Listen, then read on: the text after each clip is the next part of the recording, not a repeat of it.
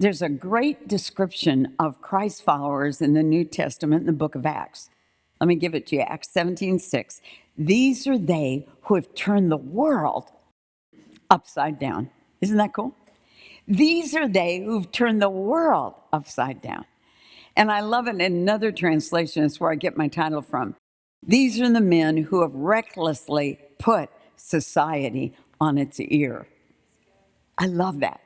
Who have recklessly put society on its ear. Now, I don't think I'm able to put society on its ear, but I think I can make a difference in my family and then a couple of other people. Just a couple other. See, if the only people you're interested in being Jesus with skin on are to your family, and that is the most important part. We all know that. But if it's only my four and no more, I got to tell you, there are too many zillion people out there who have no real family, not in the real sense. And so, gosh, I would love for you to take a run at. Have you ever heard of a guy named D.L. Moody? He was this epic man of God, lived several decades ago, great preacher, evangelist, won more people to the Lord probably in a week than I will in my whole lifetime. And here's the backstory about what propelled him into his life of purpose. Because again, purpose, we think of it as like being a preacher, an evangelist, or on a stage. That's not true. Tozer said, it is not what you do that makes your work sacred, but why you do it. Do you hear that? So you can have purpose if you're a garbage collector, a doctor, a school teacher, a homemaker, because you're saying, I want to do this in a way that honors Jesus Christ. And D.L. Moody was walking, he was a young teenage man. He was walking the streets of Chicago in kind of the rough area of town. And history says that he heard a storefront preacher who's nameless. We don't know who the guy is.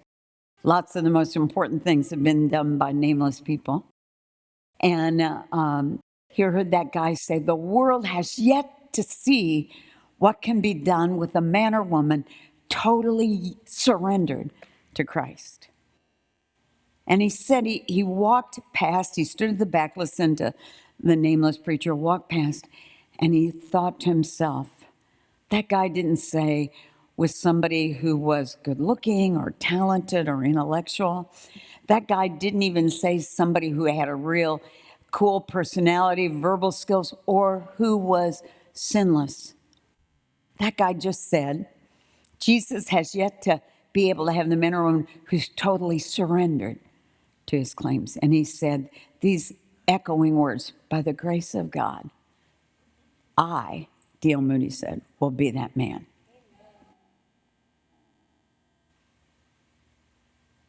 Gosh, does that make something stand up on the inside of you? I want it to. For real, I want it to. Some of us have heard one too many messages on purpose and haven't tried hard enough to live any of them. Purpose is not this thing you find magically. Purpose is something you make for your life.